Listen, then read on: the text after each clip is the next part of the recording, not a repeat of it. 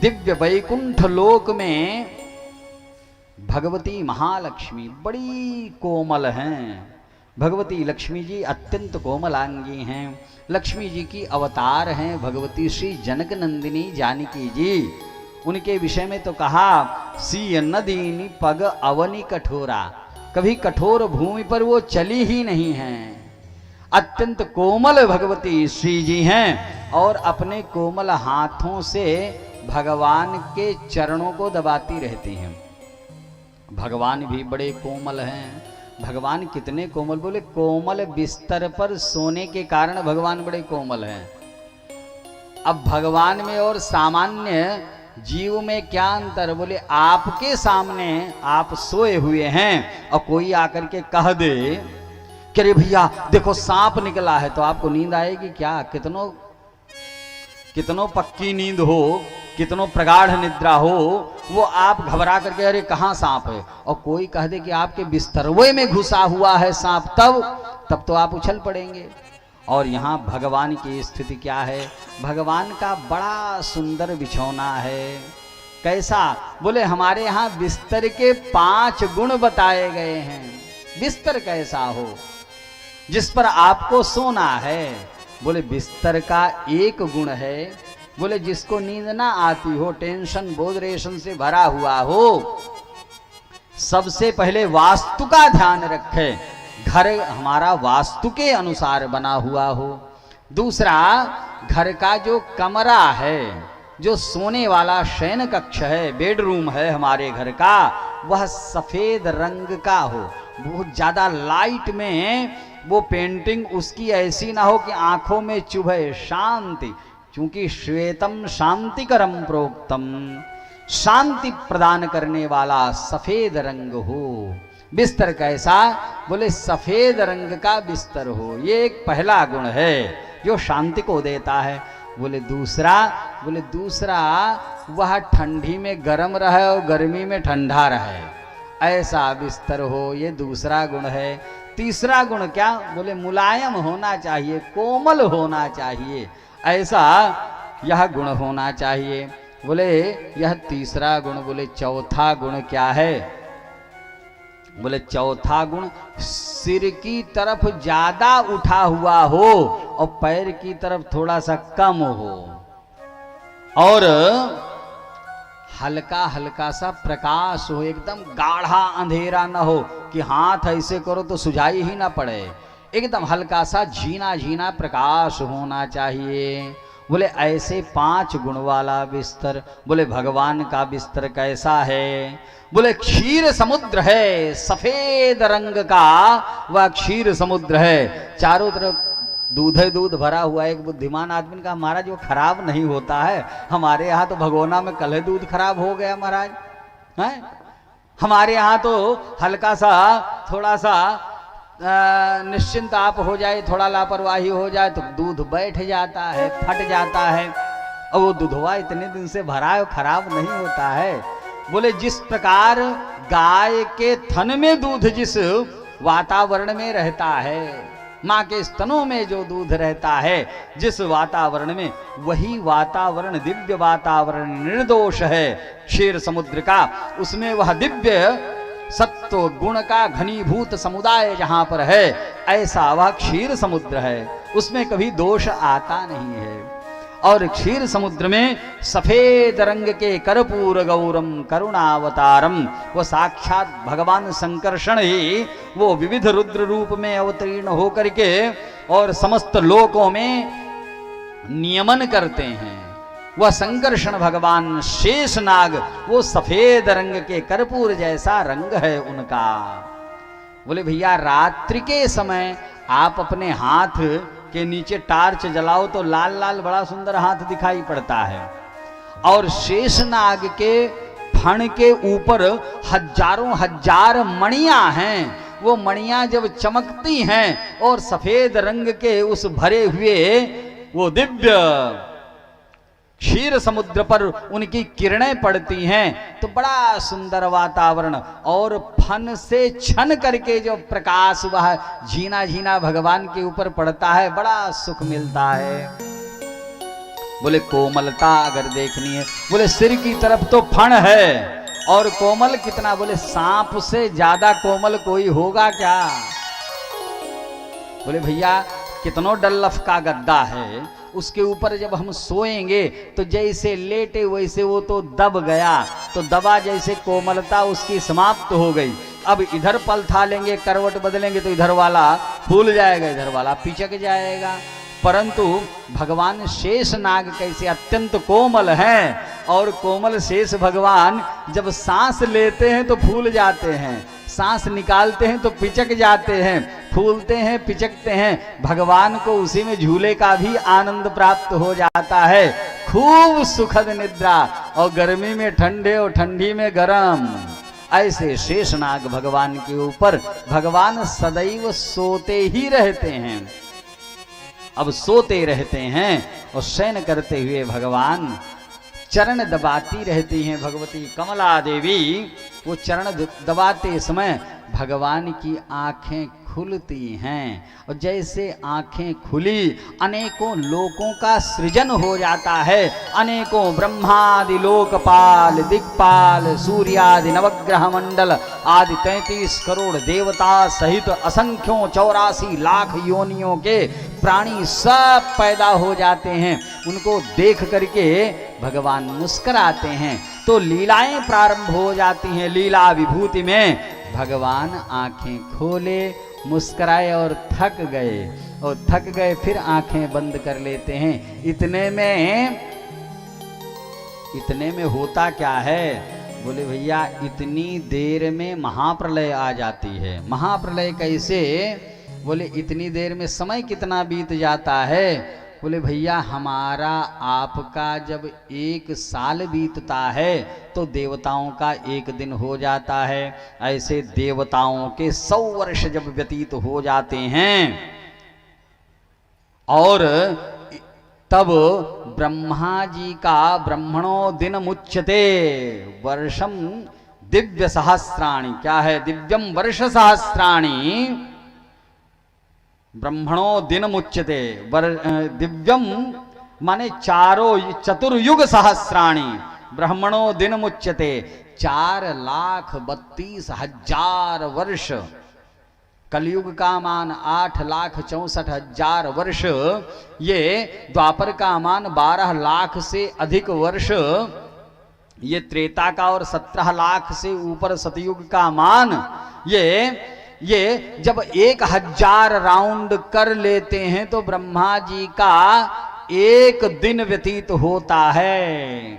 और जब ब्रह्मा जी के 100 साल व्यतीत हो जाते हैं तब महाप्रलय आती है। इतनी देर में 5 लाख बार देवराज इंद्र का पद बदल जाता है। इस प्रकार, और तब भगवान की आंखें बंद होती हैं, थक जाते हैं। भगवान बड़े कोमल हैं।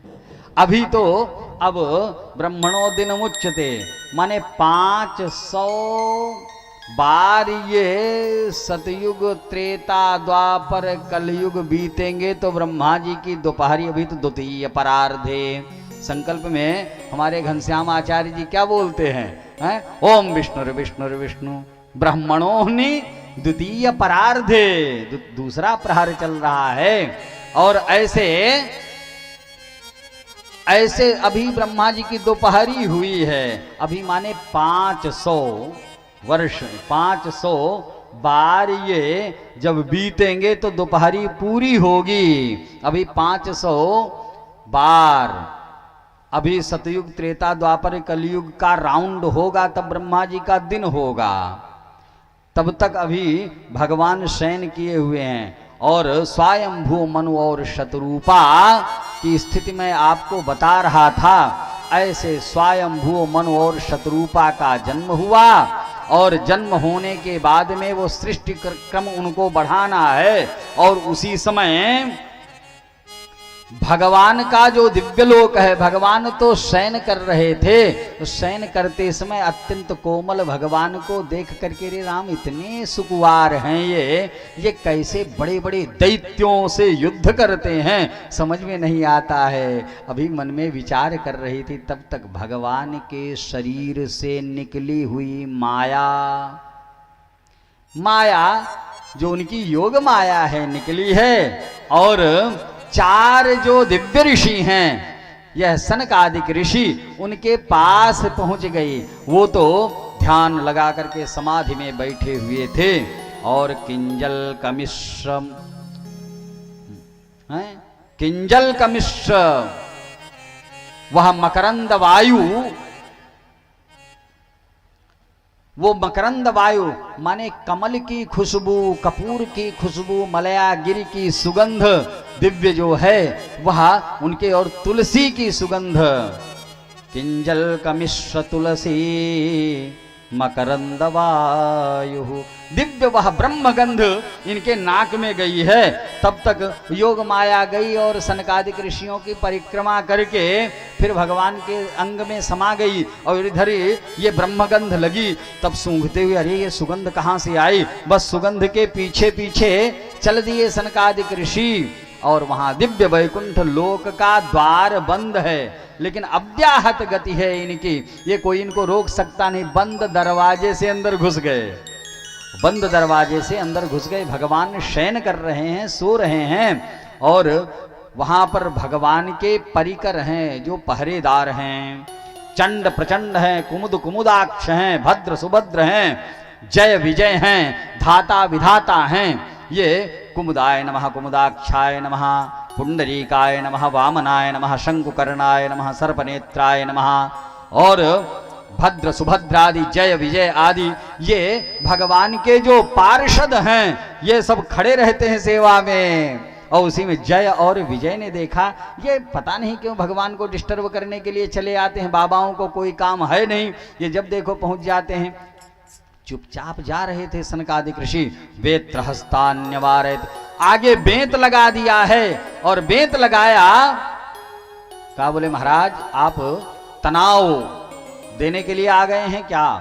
ऐसा है महाराज, आप जा नहीं सकते हैं अंदर। सनकादिक ऋषियों ने कहा देखो जय विजय, हमने तुमसे अनुमति मांगी नहीं, हमने तुमसे मार्ग तो मांगा नहीं, तुम रोकने के अधिकारी कैसे हो गए हो?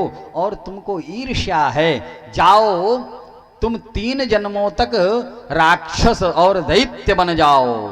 जब ऐसा कहा असुर की योनि प्राप्त करो, और जब ऐसा कहा उसी समय ठाकुर जी आ गए। इतना कोलाहल सुन के और भगवती लक्ष्मी जी सहित भगवान पधारे। सनकादिक ऋषियों ने दिव्य दर्शन भगवान का किया और मगन होकर के कहा महाराज मेरी वाणी असत्य हो जाए। बोले ऐसा हो नहीं सकता है, और जो भी हुआ है सब यही देवी की कृपा से। देवी जी ने कहा भाई हमारी कृपा कैसी? बोले आप ही सोच रही थी, मन में संकल्प कर रही थी कि भगवान बड़े कोमल हैं, बड़े बड़े दैत्यों से युद्ध कैसे कर सकते हैं, तो क्या किया जाए। और तब संकल्प हुआ है, और जब ऐसा कहा है जय विजय, उसी समय दिति देवी के गर्भ में सायंकालीन वेला में गिरे हैं। देखो शाम के समय 4 काम नहीं करने चाहिए, सूर्यास्त होता रहे, सायंकालीन वेला में भोजन नहीं करना चाहिए। भोजन करने से रोग की उत्पत्ति होती है, सोने से आयु नष्ट होती है। संधि वेला में जो सोता है, और दुनियावी काम करने से दुराचारी संतान प्राप्त होती है, और इस प्रकार पढ़ने से मेमोरी डल होती है, ज्ञान जो स्मरण शक्ति है वो नष्ट होती है। इस प्रकार ये 4 कार्य वर्जित हैं सायंकालीन वेला में। और ये हिरण्याक्ष और हिरण्यकशिपु जैसे दिति देवी के गर्भ में आए वैसे पैदा हो गए, और पैदा होकर के खड़े हो गए, और ये कपड़ा लत्ता पहन करके पैदा हुए। जैसे ये उपदेवता हैं, हनुमान जी महाराज कोई नंग धड़ंग प्राकृत शिशु की भांति थोड़ो पैदा हुए, तो गदा मुकुट जनेऊ पहने लंगोटा पहने हुए पैदा हुए हैं हनुमान जी महाराज।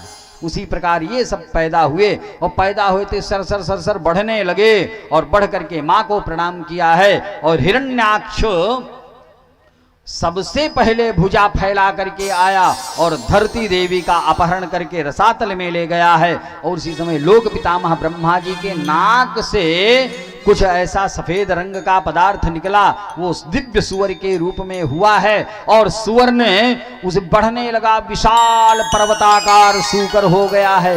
यह श्री श्वेत वाराह कल्प चल रहा है, ये श्वेत वाराह प्रकट हुए हैं। बोलिए श्वेत वाराह भगवान के। श्वेत वाराह भगवान प्रकट हो करके और इसमें रोया को फरफराया, और जैसे रोए को फरफराए वैसे पूरा का पूरा समुद्र गायब हो गया, सूख गया, सब उनके रोए में भैया प्रविष्ट हो गया। धरती दिखाई पड़ी, उसको अपने थूथुन पर रख लिया है, अपने मुख के अग्रभाग पर रखा, वो गेंद जैसी धरती है।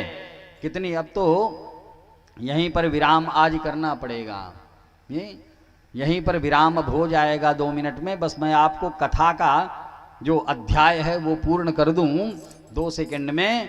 बस मैं यही आपको बता रहा था कि यज्ञ वाराह भगवान ने धरती जो अत्यतिष्ठ दशांगुलम, वो 10 अंगुल की धरती मूल रूप में है। यह हमारा पार्थिव शरीर है, मूल रूप में यह धरती 10 अंगुल की, इसलिए यह पार्थिव शरीर भी 10 अंगुल पर सारे महत्वपूर्ण अंग जितने हैं, चाहे शिखा से मस्तक की दूरी, पूज्य गुरुदेव भगवान यह विज्ञान बताते हुए कहते हैं, ये शिखा से मस्तक की दूरी 10 अंगुल, मस्तक से मुख की दूरी 10 अंगुल, मुख से कंठ की दूरी 10 अंगुल, और कंठ से हृदय की दूरी 10 अंगुल, हृदय से नाभि की दूरी 10 अंगुल, ये सब महत्वपूर्ण अंग सब 10-10 अंगुल के हैं। क्यों? यह पार्थिव शरीर है और पृथ्वी यह गेंद के समान उसको मुख पर रखा, आगे बढ़े तो ललकारा हिरण्याक्ष ने, और हिरण्याक्ष ने यह द्रवीभूत इस धरती का नाम रसा भी है। रसा है न, रसा रसातल जाई तबही, ये रसा है। तो रसरूपिणी यह धरती को भगवान ने आधार शक्ति की स्थापना, जैसे घी की बूंद को जल पर डालो तो वो विस्तीर्ण हो जाती है, फैल जाती है, फैली हुई धरती के ऊपर युद्ध करके वाराह भगवान ने हिरण्याक्ष का काम तमाम किया है। बोलिए यज्ञ वाराह भगवान के। वाराह भगवान का युद्ध हुआ है और हिरण्य